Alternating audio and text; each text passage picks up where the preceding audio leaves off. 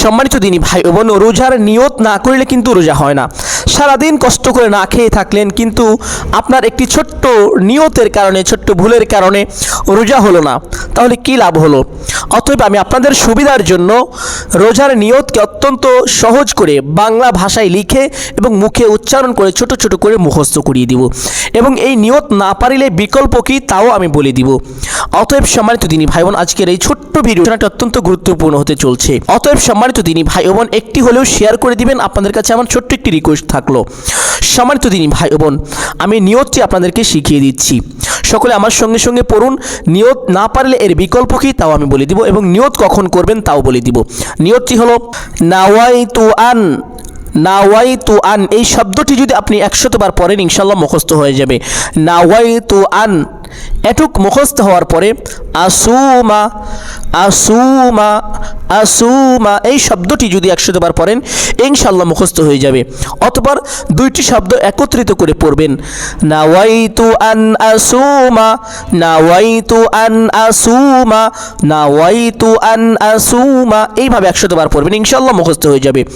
মুখস্থ হয়ে গেলে পরবর্তী থেকে আবার একটু ধরবেন, গদাম গদাম গদাম, এতটুকু 100 বার পড়লে ইনশাআল্লাহ মুখস্থ হয়ে যাবে। অতঃপর শুরু থেকে এই পর্যন্ত আবার একসাথে পড়বেন এইভাবে, নাওয়াইতু আন আসুমা গদাম, নাওয়াইতু আন আসুমা গদাম, নাওয়াইতু আন আসুমা গদাম।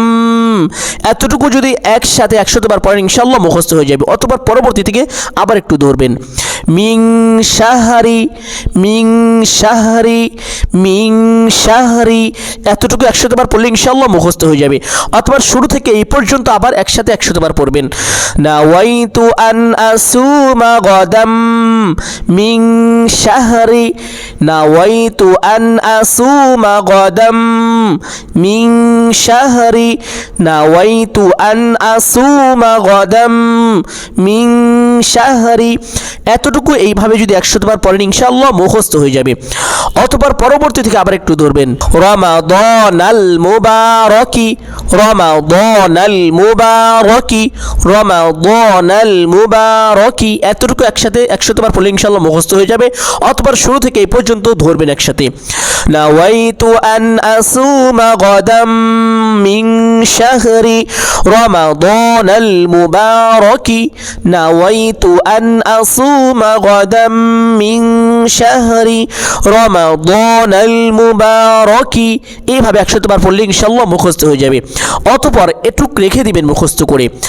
পরবর্তী থেকে আবার ধরবেন, ফারদাল্লাকা, ফারদাল্লাকা, ফারদাল্লাকা, এতটুকু 100 বার পড়লে ইনশাআল্লাহ মুখস্থ হয়ে যাবে। অতঃপর পরবর্তী থেকে আবার ধরবেন, ইয়া আল্লাহু, ইয়া আল্লাহু, ইয়া আল্লাহু, 100 বার পাঠ করার পরে মুখস্থ হয়ে গেলে আবার আপনারা একসাথে ধরবেন এইভাবে, ফারদাল্লাকা ইয়া আল্লাহু, ফারদাল্লাকা ইয়া আল্লাহু, এতটুকু 100 বার পড়বেন ইনশাআল্লাহ মুখস্থ হয়ে যাবে। অতঃপর পরবর্তী থেকে ধরবেন, ফাতাকাব্বাল মিন্নি, ফাতাকাব্বাল মিন্নি, এতটুকু 100 বার পড়লে ইনশাআল্লাহ মুখস্থ হয়ে যাবে। অতঃপর পরবর্তী থেকে আবার ধরবেন, ইন্নাকা আনতাস সামিউল আলিম, ইন্নাকা আনতাস সামিউল আলিম, এতটুকু 100 বার পাঠ করার পরে যখন মুখস্থ হয়ে যাবে একসাথে আবার পড়বেন,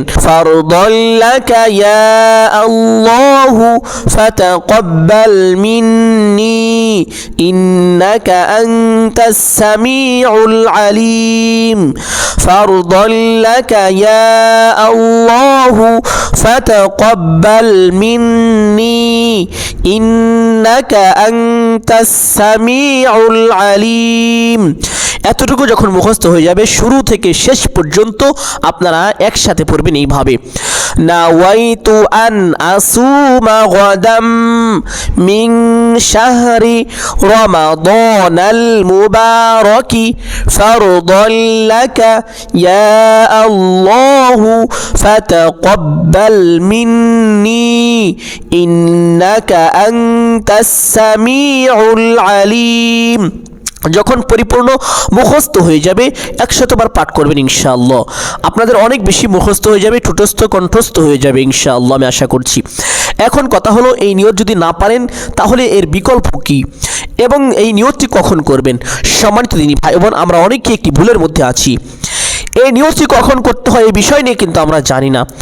এই নিয়তটি করতে হয় আপনি যেই দিন সেহরি করবেন, রোজা রাখবেন, সাহরি খাওয়ার পূর্বের দিন এই নিয়তটি করতে হবে। ধরেন আজকে তারাবি পড়ছেন, তারাবি পড়ে ঘুমানোর আগেই আপনি নিয়ত করিবেন, অতঃপর রাতে ঘুম থেকে উঠে আপনি সাহারি করবেন, অতঃপর সারাদিন রোজা রাখবেন।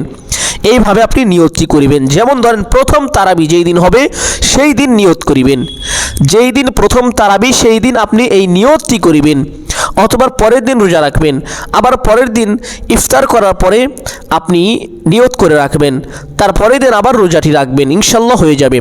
এখন এই নিয়ত যারা পারেন না তারা কখন কি করবেন, কিভাবে, এর বিকল্প কি রয়েছে? সময় তো দিনই ভাই বোন, আপনারা যদি শুধু এতটুকু বলতে পারেন আসুমা গদাম, আসুমা গদাম, এতটুকু বললে আপনার নিয়ত হয়ে যাবে। এর অর্থ কি? মানে আগামীকাল রোজা রাখবো, আসুমা গদাম, আগামীকাল আমি রোজা রাখবো, এতটুকু বললেই আপনার নিয়ত হয়ে যায়। সময় তো দিনই ভাই বোন, আমরা যে নিয়তটি পড়লাম, নাওয়াইতুয়ান আসুমা গদাম মিন শাহরি রমাদান আল মুবারাকি ফারদান লাকা ইয়া আল্লাহু ফাতাকাব্বাল মিন্নি ইন্নাকা আনতাস সামিউল আলিম, এই নিয়তের শুরুর দিকে যে সকল শব্দগুলো রয়েছে নাওয়াইতুয়ান আসুমা গদাম, এই আসুমা গদাম শব্দের অর্থ হলো আগামীকাল রোজা রাখবো। তাহলে আপনারাই বলুন নিয়তটি কখন করা উচিত? আমরা অনেকেই বাংলাদেশের মানুষ, আমরা অনেকেই ভুল ভেবে থাকি, আমরা ভুল জানি। অতএব সময় তো দিনই ভাই বোন, এই ভুল থেকে আমাদেরকে চলে আসতে হবে, দোয়ার অর্থটি তো আমাদেরকে জানতে হবে। আসুমা গদাম শব্দের অর্থই হলো আগামীকাল রোজা রাখবো। এখন যদি আপনি সাহারি যখন করলেন তখনই যদি নিয়তটি করেন, তাহলে রোজা কখন রাখবেন? আগামীকাল তো হলো না। অতএব লক্ষণীয় বিষয়গুলো লক্ষ্য রাখবেন ইনশাআল্লাহ। এখন যারা কোনো নিয়ত পারবেন না, বাংলায় আরবি কোনো নিয়ত পারবেন না, কিভাবে নিয়ত করবেন? সময় তো দিনই ভাই বোন, আপনি শুধু বলবেন আমি আগামীকাল রোজা রাখবো, শেষ নিয়ত, খালাস হয়ে গেছে, আগামীকাল আমি রোজা রাখবো, শুধু এতটুকু বললে আপনারা নিয়ত হয়ে যাবে। অতএব সম্মানিত দিনী ভাই বোন, এভাবে নিয়তটি করতে পারেন। সম্মানিত দিনী ভাই বোন, এখন আমরা জানবো যে ইফতারের আগে কোন দোয়া পড়তে হয়, কোন দোয়া পরে ইফতার করিতে হয়। ইফতারের পূর্ব মুহূর্তে ছোট্ট একটি দোয়া পড়িতে হয়, হাদিসের মধ্যে বর্ণিত যে দোয়াটি, আল্লাহুম্মা লাকা সুমতু ওয়া আলা রিজকিকা আফতারতু। তবে আমরা বেশ কিছু বইয়ের মধ্যে এইভাবে পড়েছি, আল্লাহুম্মা সুমতু লাকা ওয়া আলা রিজকিকা আফতারতুকা বিরহমাতিকা ইয়া আরহামার রাহিমিন। এটা কঠিন হয়ে যায়, আর হাদিসের মধ্যেও এইভাবে উল্লেখ করা নেই কোথাও। হাদিসের মধ্যে আল্লাহুম্মা লাকা সুমতু ওয়া আলা রিজকিকা আফতারতু, এতটুকু বলবেন ইনশাআল্লাহ। যদি এই নিয়ত না করিতে পারেন, এই নিয়ত করা আপনার জন্য কষ্টকর হয়ে যায়, তাহলে কি নিয়ত করবেন?